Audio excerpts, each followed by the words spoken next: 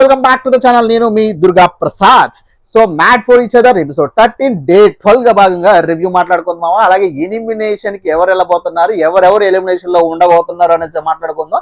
High of love game ఎలా ఉంది, ఎవరు ఎలా బాగా పర్ఫామ్ చేశారు అనేది అన్ని మాట్లాడుకుందాం. మాట్లాడుకునే ముందు మీరు వీడియోని లైక్ చేయండి మామ. అలాగే ఈ వీడియోని లైక్ చేసిన తర్వాత ఛానల్ సబ్స్క్రైబ్ చేసుకోవడం మర్చిపోవద్దు. ఈ వీడియో చివరి వరకు చూడండి మామ, ప్రతిదీ డీటెయిల్డ్ గా మాట్లాడుకుందాం. మా రివ్యూలోకి వెళ్ళే ముందు శివ్ గారి బిహేవియర్ చూసిన తర్వాత ఎంత మందికి ఎవరి ఓవర్ యాక్షన్ రా భయ్యా అన్నట్టు అనిపించిందో కింద కామెంట్ చేయండి. సో ఓకేనా. సో ఇక రివ్యూలోకి వెళ్తే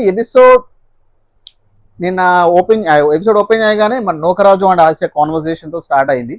బికాజ్ నూకరాజు చెబుతున్నాడు ఆసియాకి, నువ్వు ఎవరికి పడితే అది ఇచ్చే మాకు ఫ్రీగా చేశాడు కదా, చిన్న సాయం ప్లేట్ కడిగాడు కదా, దానికి ఎలాంటి ఇచ్చావు, ఇంకా చేయించుకొని ఇవ్వు అని చెప్పి మన నూకరాజు ఆసియాకి చెప్తున్నాడు. లేకపోతే నీకు చెప్ప బగిలి తీసారు కొడేస్తానని చెప్పేస్తున్నాడు. సో అది సరదాగా అన్నప్పటికీ చూసే వాళ్ళకి కొంచెం ఏంటి మరి ఆయన డామినేషన్ ఎక్కువ ఉంటుంది ఆసియా మీద, అది మనకి ఈజీగా తెలిసిపోతూ ఉంటుంది. సో కొడతాను చంపగిలిద్ది ఆ వర్డ్స్ కొంచెం యూజ్ చేయకుండా ఉంటే బెస్ట్ అనిపిస్తుంది. బికాజ్ ఆవిడ పడిద్ది అనుకో, అది మనకు అనవసరం. సో అక్కడ కట్ చేస్తే ఇక నెక్స్ట్ మన పవన్ కళ్యాణ్ పీకే, ఈయన పిత్రులు ఏమారో వెళ్ళి సాడీలు ఏమారో ప్రతి ఒక్కరి దగ్గర వెళ్ళి వేరే వాళ్ళ గురించి మాట్లాడుతూ ఉంటాడు. సో బట్ ఇక్కడ వచ్చేసి సోనియా వాళ్ళ గ్రూప్ కింద వచ్చేసి సోనియా దగ్గర సిద్ధు దగ్గర మాట్లాడుతున్నాడు. సో నేను మీలాగా ఉన్నాను, మీ పాయింట్స్ చాలా బాగా నచ్చాయి, నాకు అలా అనిపిస్తుంది అన్నప్పుడు శ్రవంతి కానీ అలా ఉండరు సార్ అని ఆయన ట్రిగర్ చేస్తారు. చూసారు ఎలా ట్రిగర్ చేస్తుందో అన్నట్టు కాన్వర్సేషన్ మాట్లాడుతున్నారు. ఇంకొకటి మన కొత్త జంట మహేష్ అండ్ సాంద్ర, వీళ్ళకి దండవరా పాపం. ఇక్కడ చూస్తే పాపం మహేష్ చూస్తే చాలా పాపం అని ఎంత మంది కనిపించింది కింద కామెంట్. బికాజ్ ఆవిడ డామినేషన్ ఎక్కువ. ఈవిడికంటే రైస్ తీసేసి పెట్టేవాళ్ళంట, తింటూనే తిట్టేస్తుంది. నువ్వు రైస్ తీసి పెట్టాలి, ఖచ్చితంగా పెట్టాల్సిందే, నువ్వు నాకు వాళ్ళు చపాతీలు వాళ్ళు తింటారు, నీకేమైంది రైస్ తీసి. ఆయన పాప మీద ఉంది, రైస్ తినే వాళ్ళు తింటారా చపాతీలు తినొచ్చు ఆయన ఆలోచన. సో ప్యూర్గా ప్రతి గొడవల్లో చూసుకున్నప్పుడల్లా ఈ శాండ్రా గారిదే డామినేషన్ ఎక్కువ కనిపిస్తుంది మహేష్ దాంట్లో. పాప ఆయనకున్న ఫియర్ అది, ఎక్కడ గట్టిగా మాట్లాడితే వదిలేసి వెళ్ళిపోద్దు అని భయం. కొత్తని పెళ్లి చేయండి కదా, ఏం మాట్లాడలేక సరే అన్నట్టు సాధ్య చెబుతున్నాడు. సో ఇక అది మొదలైపోయింది. ఈ 3 సీన్లు అయిన తర్వాత డైరెక్ట్గా మన శ్రీముఖి అక్క వచ్చేసింది.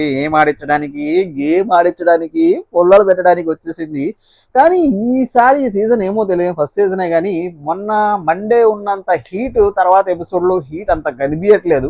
పెద్ద గొడవలు ప్రతి ఒక్కళ్ళు గేమ్ ఆడుకుంటున్నా అండర్స్టాండింగ్కి వెళ్ళిపోతున్నట్టు అనిపించింది. బట్ గ్రూపులు అయితే ఫామ్ అయిపోయామో, ఆ గ్రూపులు ఏంటో మాట్లాడుకుందాం. అయితే శ్రీముఖి అక్క వచ్చింది, హై ఆఫ్ లవ్ అనే గేమ్ మొదలెట్టింది. బికాజ్ మొన్న పెట్టిన పేర్స్లో 5 జంటలకి 5 గేమ్స్ పెట్టారు. 5 గేమ్స్లో గెలిచిన వాళ్ళకి ఇప్పుడు ఒక గేమ్ పెట్టబోతారు. మనం అనుకున్నట్టే ఆ గేమ్లో వచ్చిన వాళ్ళకి పాయింట్స్ ఇస్తారు. ఆ పాయింట్స్ ఎలా ఇచ్చారు అనేది మాట్లాడుకుందాం. టాప్ వచ్చిన వాళ్ళకి 25, తర్వాత వచ్చిన వాళ్ళకి 20, తర్వాత వచ్చిన వాళ్ళకి 50, తర్వాత వచ్చిన వాళ్ళకి 5 అలా మాట్లాడుకుంటారు. అఫ్ కోర్స్ హరిత హరీష్ గారికి సో శ్రీముఖి వచ్చి మాట్లాడుకుందాం. గేమ్ ఆఫ్ లవ్ పెట్టింది, హై ఆఫ్ లవ్ ఏంటంటే కంపాటబిలిటీ గేమ్ అనమాట ఇది. సో ఒక పార్ట్నర్ వచ్చేసి లేడర్ క్రియేట్ చేసుకుంటూ పైకి ఎక్కి హై ఆఫ్ లవ్ అని అరవాలి, ఇంకో పార్ట్నర్ కింద ఆన్సర్ రైట్. ఇది ఇక్కడ ఆన్సర్ రైట్ అక్కడ చెప్పాలి ఎవరేం రాశారు అనేది. సో ఆ 2 మ్యాచ్ అయితే ఒక స్టెప్ పైకి ఎక్కాలి. సో ఈ భాగంలో నూకరాజు ఆశాకి వీళ్ళకి స్పెషల్ పవర్ ఇచ్చారు. బికాజ్ వాళ్ళు ప్యారడైజ్లో ఉన్నారు కాబట్టి వాళ్ళ పవర్ ఏంటంటే ఇక్కడ మీరు ఎవరినైనా స్వాప్ చేయొచ్చు ఈ గేమ్ నుంచి, లేదంటే మీరే ఆడుకోవచ్చు అనేది. సో అన్ఫార్చునేట్లీ హరిత గారికి ఫీవర్ ఉండడం వల్ల హరిత గారు రాలేకపోయారు. హరీష్ గారు అక్కడ నుండి నీకు ఉండాలి కదా నేనే ఉంటానని చెప్పేసి అక్కడికి లీని లేని అది పేరు కాడాల్సిన గేమ్ అని ఉండిపోయారు. సో మిగిలిన గంటలో నూకరాజు ఈయన చాయిస్ ఇస్ గుడ్. బికాజ్ వెళ్ళలేదు, వేరే పార్ట్నర్ స్వాప్ చేసుకోవాలని ఆయన అనుకోలేదు, అది మంచిదే. బికాజ్ చేసుకుంటే ఆయనకే బ్యాడ్ అది. బట్ ఇక్కడ మిగిలిన జంటలో ఫీల్ అయిపోతుంది మహేష్ చంద్ర, మాకు వస్తే ఛాన్స్ బాగుండు కదా, నువ్వు గెలిచి ఆడాలి అంజనేయ మాకు కూడా వస్తే బాగుండు కదా, అలా ఇస్తే బాగుంటుంది, ఇంకా గేమ్ మారిద్ది కదా, ఈ నెగిటివ్ అయిపోతారు కదా, ఈ పేరు నెగిటివ్ అయిపోతారు కదా, అలా చేయాలని ఎప్పుడు అనుకోడు, అది వరస్ట్ స్ట్రాటజీ అయింది. సో మొత్తానికి గుడ్ డెసిషన్ చేసుకున్నారు నూకరాజు అండ్ ఆసియా. వాళ్ళు ఎవరిని స్వాప్ చేసుకోకుండా వాళ్ళందరూ వాళ్ళే ఆడారు కంపాటబిలిటీ గేమ్.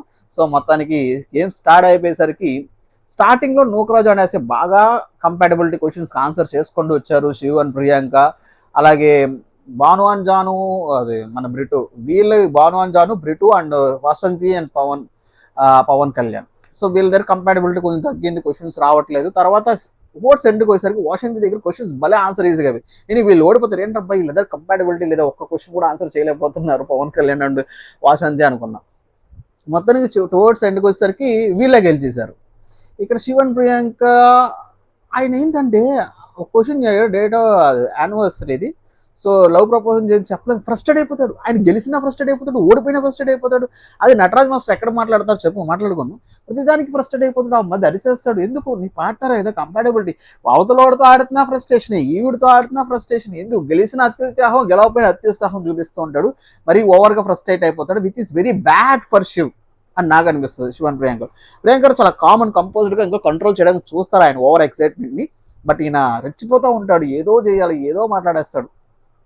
సో చాలా that is not good relationship అన్నట్టే నా ఒపీనియన్. బట్ మీలో ఎంత మందికి ఇది బ్యాడ్ బిహేవియర్, వరస్ట్ బిహేవియర్ అనిపించిందో కింద కామెంట్ చేయండి. Is very hyper.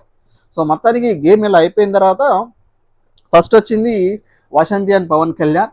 సో వాళ్ళకి అబ్వియస్లీ 25 క్రెడిట్స్ వస్తాయి. సెకండ్ వచ్చేసింది ఇద్దరు వచ్చారు, ఒకటి నూకరాజు అండ్ ఆసియా, రెండు బ్రిటు అండ్ సందీప్. వీళ్ళిద్దరూ సెకండ్ వచ్చారు, వీళ్ళిద్దరికి 20 క్రెడిట్స్ ఇచ్చారు. ఇంకా మిగిలింది 15 క్రెడిట్స్. అందులో కూడా థర్డ్ ఇద్దరు వచ్చేసారు, Shiv and Priyanka and Bhanu and Janu. So వాళ్ళకు కూడా 15 క్రెడిట్స్ ఇస్తారు. ఈ విధంగా ముగ్గురు గెలిచారు కాబట్టి ఇలా 25, 20, 15 క్రెడిట్స్ అయిపోయారు. ఇంకా లీస్ట్ ఎవరు రాలేదు. సో ఈ గేమ్ అయిపోయిన తర్వాత టాప్ లో ఉంది వీళ్ళకి బాండ్ క్రెడిట్స్ మాట్లాడారు, ఎవరు ఎంత ఎవరికి ఎంత అనేది. సో మొత్తానికి ఈ వీక్ చూసుకుంటే పవన్ కళ్యాణ్ వాసంతికి 45 క్రెడిట్స్ వచ్చేసాయి మొత్తానికి bond credits. So Shiv and ప్రియాంకకు వచ్చేసి 40 క్రెడిట్స్ ఉన్నాయి. అయినా సరే ఈయన ఫ్రస్ట్రేట్ అయిపోతున్నాడు, గెలవలేదు, టాప్కి వెళ్ళాలి, నేను ఎక్కడికో తీసుకెళ్ళాలి. ఏంది ఎక్కడికో తీసుకెళ్ళలేదు, గేమ్లో బాగున్నాం. సో కెమెరా కోసం నటించేసి, కెమెరా కోసం డాన్స్ వేసేసి, కెమెరా కోసం హగ్గులు ఇచ్చుకుంటే సరిపోదు మామా. కొంచెం ప్రెజెన్స్ ఆఫ్ మైండ్స్తో ఆడాలి. పార్ట్నర్ మీద ప్రతిదానికి ఇసుక్కోకూడదు. ఎందుకు ఇసుక్కోవాలి? నువ్వు గేమ్లో ఫ్రస్ట్రేషన్ చూపించేస్తున్నావు, అవతలోడు వేరేవాడైనా నీ పార్ట్నర్ అయినా, అది తగ్గించుకుంటే బెస్ట్. ఓకే, మొత్తానికి 40 పాయింట్స్, 40 బాండ్ క్రెడిట్స్ ఉన్నాయి. టాప్లో ఉన్నారు, నో ప్రాబ్లం.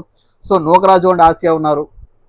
సో వాళ్ళకి వచ్చేసి 35 బాండ్. లాస్ట్ టైం ఫస్ట్ ఉన్నారు, ఈసారి థర్డ్ ప్లేస్లో ఉన్నారు. And Britu and Sanjay very good. వాళ్ళ గ్రాఫ్ చాలా బాగా కనిపిస్తుంది, చాలా బాగా అనిపిస్తుంది కూడా. గ్రాఫ్ అలా పెంచుకుంటూ వస్తున్నారు. So Britu and Sanjay third, fourth పొజిషన్లో ఉన్నారు విత్ 30 బాండ్ క్రెడిట్స్ లో ఉన్నారు. అండ్ భాను అండ్ జాను వచ్చేసి 25 bond credits. Bhanu and Janu విషయానికి వచ్చేసరికి కూడా భాను చాలా పర్ఫెక్ట్గా ఉంటాడు, జాను వచ్చేసి చాలా నటిస్తుంది. అవ గెలిస్తే ఓడిపోతే తీసుకోలేదు. అవ అలా నుంచి టాస్క్ ఇస్తే నర్వస్ అయిపోతుంది, ఆమెలో అది కనిపిస్తుంది. సో ఆవిడ కొంచెం తగ్గించుకుంటే ఇంక ఈజీగా అవుతుంది ఇలా గేమ్ అనేది నాకు అనిపిస్తుంది. సో అలాగే నటరాజ్ అండ్ నీతు వచ్చేసి 25 బాండ్ క్రెడిట్స్ లో ఉన్నారు. And Sidhu and Sonia 20 bond credits లో ఉన్నారు. And Pawan and Anjali 20 bond credits లో ఉన్నారు. హరిత హరీష్ వచ్చేసి 15 bond credits. Mahesh and Sendra obviously 5 credits లో. ఈ వీక్ ఎలిమినేషన్ గురించి మాట్లాడుకుంటే మమ్మల్ని లీస్ట్ లో ఉన్నది మహేష్ అండ్ సాంద్ర, అంజలి అండ్ పవన్, హరిత హరీష్, అలాగే సిద్ధు అండ్ సోనియా. ఈసారి 2 సార్లు ఎలిమినేషన్ జోన్ లోకి వచ్చింది సిద్ధు అండ్ సోనియా, మహేష్ అండ్ సాంద్ర. వీళ్ళకి హైయెస్ట్ ప్రాబిలిటీ, వీళ్ళు లాస్ట్ 4 లో ఉన్నారు. బికాస్ వాళ్ళిద్దరికి టై అయింది కదా, పవన్ అంజలికి లాస్ట్ 3 కింద వీళ్ళని కన్సిడర్ చేయొచ్చు, ఆ 2 పేర్లు ప్లస్ వీళ్ళు. సో ఇక్కడ జడ్జెస్ ఇచ్చిన పాయింట్స్ బట్టి పవన్ అండ్ అంజలికి, సోనియా, సిద్ధుకి ఏమైనా వేరియేషన్ వచ్చి వాళ్ళ పొజిషన్ మారిద్దామని. లాస్ట్ 3 ఉన్నట్టు మాత్రం ఖచ్చితంగా సిద్ధు అండ్ సోనియా ఉంటారు.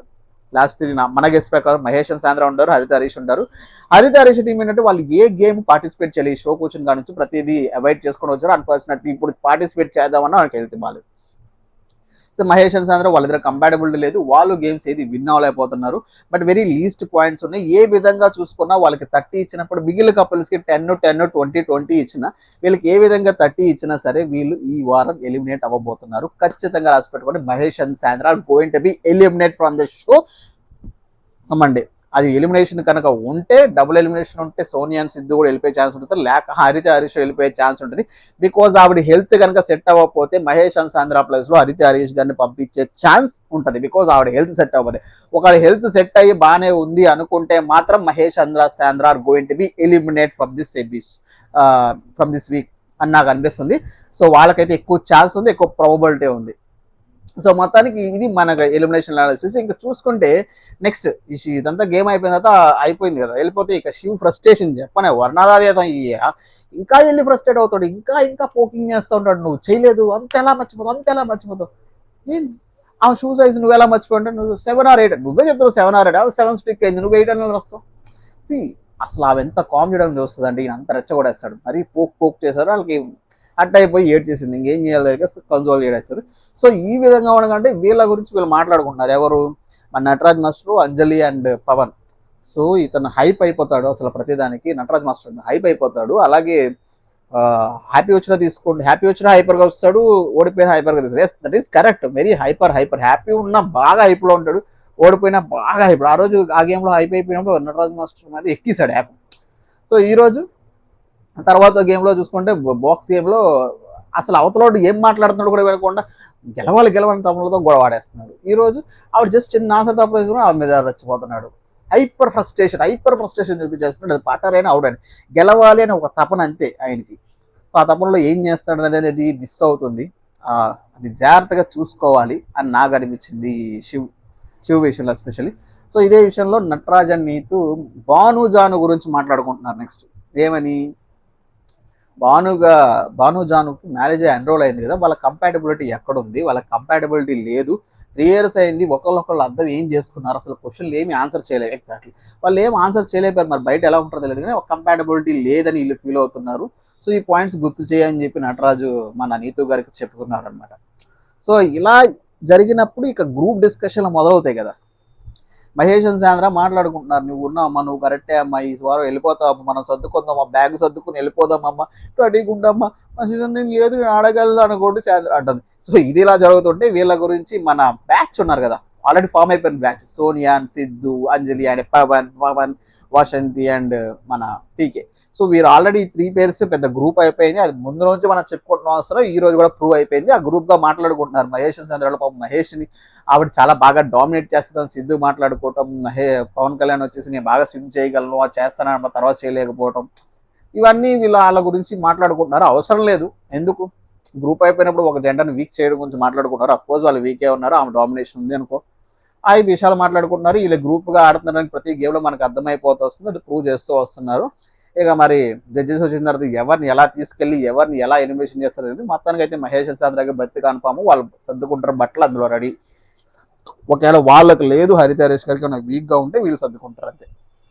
ఇది మా ఇవాళ ఎపిసోడ్. మీలో అయితే ఇదంతా చూసిన తర్వాత మరి మ్యాడ్ కప్పులు మాట్లాడుకోవాలి కదా, మనం మర్చిపోతాం. ఎపిసోడ్ 13 డే టోల్డ్ మ్యాడ్ కప్పులు ఎవరు అనేది మాట్లాడుకోదాం. ఇంతకుముందు మీ మ్యాడ్ కప్పులు ఎవరు అనేది కింద కామెంట్ చేసి వీడియో లైక్ చేసి ఛానల్ సబ్స్క్రైబ్ చేసుకోండి. ఇక నా మ్యాడ్ కప్పులు వచ్చేసి ఈ ఎపిసోడ్కి భాగంగా ఫస్ట్లో కంపాటబిలిటీ లేదరా అనుకున్న వీళ్ళకి కంపాటబిలిటీతో వచ్చేసి మంచి జాక్పాట్ కొట్టిన Vasanthi and Pawan Kalyan are my mad couple of the episode 13.